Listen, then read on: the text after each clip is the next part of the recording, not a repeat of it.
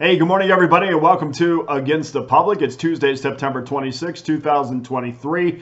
Great night for us last night with all three winners coming through. Thank everybody who got involved over at Pickdawgz. Another fantastic night on the gridiron. Great weekend overall. We'll go over that in a couple minutes.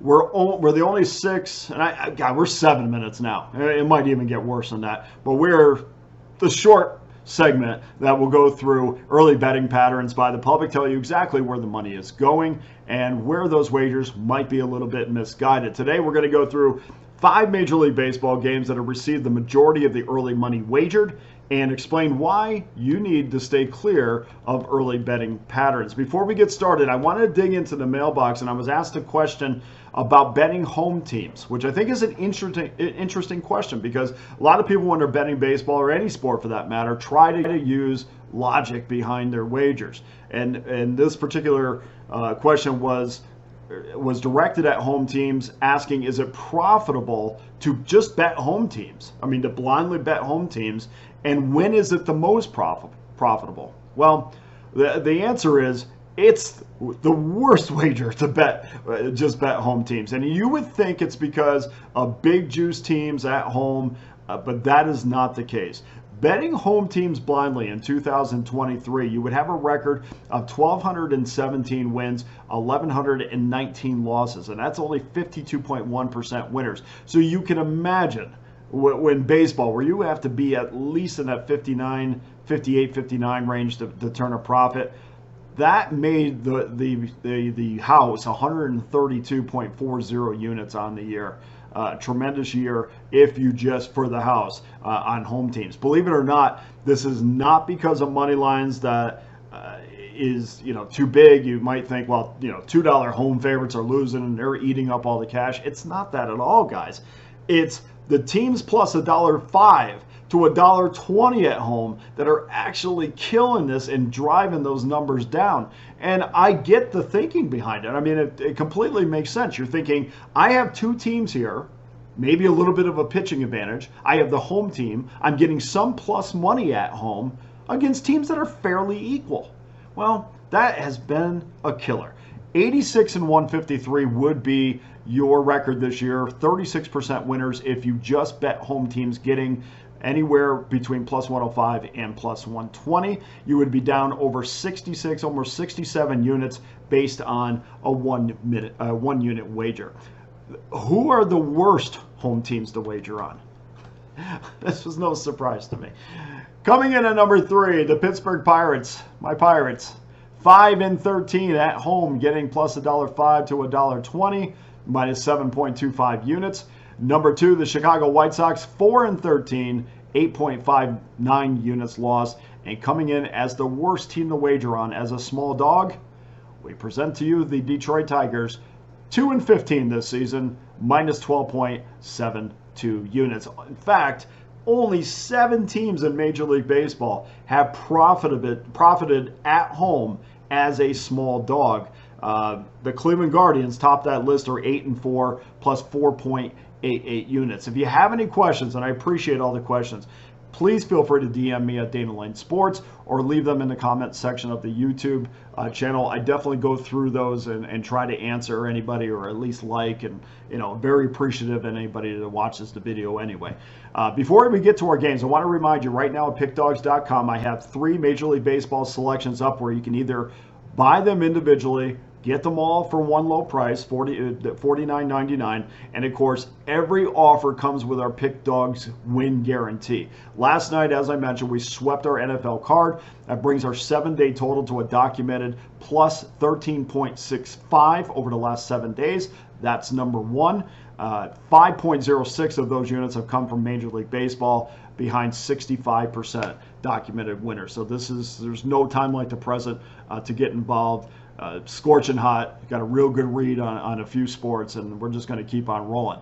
So with this show and today's games, we're going to start in Los Angeles. Check that. We're going to start in Boston with the Tampa Bay Rays in the Boston Red Sox. Zach Eflin and Tanner Houck. No surprise here that 90% of the early money has come in on the Tampa Bay Rays, which has pushed that opening number up from minus $1.19 to its current state of minus $1.29. And as much as the Rays are still in the race for the American League East crown, for me, it's starting to sound like and starting to feel like that they're more worried about staying healthy. And I think that that should be their focus. We saw Yandy Diaz go down this Sunday with a hamstring injury. Randy Arozarena and Robert Stevenson did not play in the Toronto series over the weekend.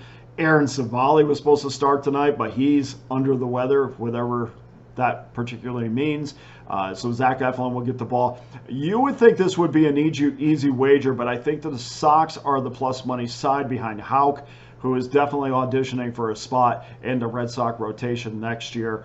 The public is going to be all over the Rays. We're going to steer clear of that and take the Boston Red Sox and the plus money. Chicago Cubs at the Atlanta Braves. Justin Steele, Bryce Elder. Braves are minus $1.30 at home after opening minus $1.40. 97% of the money is on the Chicago Cubs, and that's interesting because this actually went down to 92-93% earlier this morning and shot back up to 97%. So that's a strong 97. That's not a early betting 97 where where the big boys open and that's going to get doused a little bit. That's a strong number. They pushed that number down because of that percentage. And I think this is another trap. We talked about that trap game last night, between San Francisco and San Diego. And I've been doing this so long that I look at these numbers and I go, that's a trap. To me, and there's variations of it. Last night was a strong trap. This is kind of like, this is a funny looking number because logic will tell you that the Cubs had the starting advantage with Steele, and the books will give Steele to you for $1.20. Now, he's 16-5 on the season, but if you watch his last two starts against the Pittsburgh Pirates and Arizona Diamondbacks, he's given up 12 earned runs in 9 innings. And I'm not a math major. Well, I kind of am, but I'm going to say that just for the funny of it, I guess. That comes to 12 earned runs per game in his last two. I don't see a change. If I don't see a change in that soon, I'm going to start to change how I feel about Justin Steele, although I've had his back all year long. I've loved him since we did our first video about over-unders on season totals, and I love the Cubs over the total because of their pitching. But I need to see his current form change. I don't think you get healthy against the league's top offense, and I'm not falling for betting name guys on the road, especially against the Braves. So we're taking Atlanta minus $1.30. St. Louis at the Milwaukee Brewers. Zach Thompson, Adrian Hauser. There wasn't any doubt that Milwaukee money would come in on this, and certainly that's what we've seen so far, with the Brewers going from minus $1.60 to $1.65, behind just 59% of the money, but it still falls within our parameters. I thought we'd see a higher percentage in bets, considering Hauser just beat Thompson and the Cardinals last week 8-2. You know how the public likes to wager on what they just saw. And I thought, to me, I think Milwaukee's going to have to wait one more game. This looks too easy. And I just think that, yep, they're on the verge of a division title. But Thompson has never allowed more than 4 earned runs in a game this season. Of course, I know, before you send me the notes, I know he didn't start starting games until the first week of August. But he's been pretty effective. And if we can get the Brewers under 3 runs or less, their record is 14-52 when they're 3 and under. And I think this is going to be a bounce back game for Thompson. I'd be surprised if he didn't get a good effort from St. Louis. We're kind of, trying to get that plus 150. It's a little bit of a jump to try to get that. And obviously Milwaukee's a better club. But I love St. Louis in this revenge spot. And believe me, there's still bad blood between these two teams. St. Louis wants to beat Milwaukee. They're not going to lay down just because it's the end of the season. So we're going to take St. Louis and go against the public. Texas Rangers, Los Angeles Angels, Corey Bradford, Reed Detmers. The Angels are 17 games under 500 and playing against a team clearly in the playoff race, on the verge of clinching the American League West. The magic number is 4. Texas smoked them 5-1 last night. Naturally, the public is all over the Los Angeles Angels today. Again, we've watched baseball since April. There is nothing in the last 6 months that's going to change tonight. Yep, we know Detmers has a no-hitter under his belt. I know people got that in their back of their mind. I'll take the team with the 4th best run differential in Major League Baseball. 71% of the money is on the Angels, giving us a better number here, even though we're being asked to lay $1.65, a little bit better than $1.70 to 75 that I saw early on. So we're going to take Texas once again tonight. Seems like a no-brainer. Somehow the public loves the Angels. Finally, Houston, Seattle, massive game. Christian Javier versus George Kirby.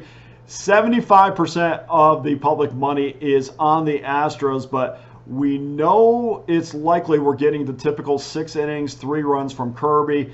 I think Javier is going to be along those same lines, but I think we'll get into the Astros bullpen maybe 1 inning a little bit sooner.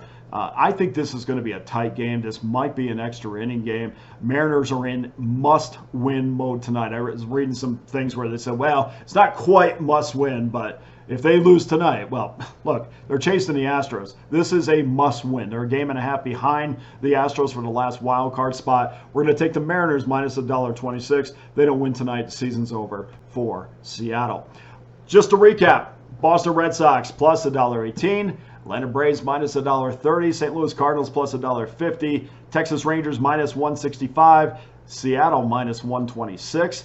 And let's see if we can improve on that 21-10 record that we have on this show. It's been amazing. I think we had one day where we lost, and that was only 1 game, and made that up immediately the next day. So good start on the show, and we appreciate everybody tuning in. That does it for Against the Public. Remember, go to pickdawgz.com right now. Get my Major League Baseball 3-pack for $54.90. Check that, $49.99. Knock that price down and purchase my individual games, which always comes with the Pick Dawg win guarantee. We swept our games last night, so I know you guys have money to roll today. Let's not parlay. Don't parlay, but let's roll that over into today's games. Either way, guys, make sure you get involved. We appreciate you watching these videos. Good luck to you tonight. Thank you for your continued support and comments, and let's keep this thing going. I'm Dana Lane. All the best with your wagers tonight.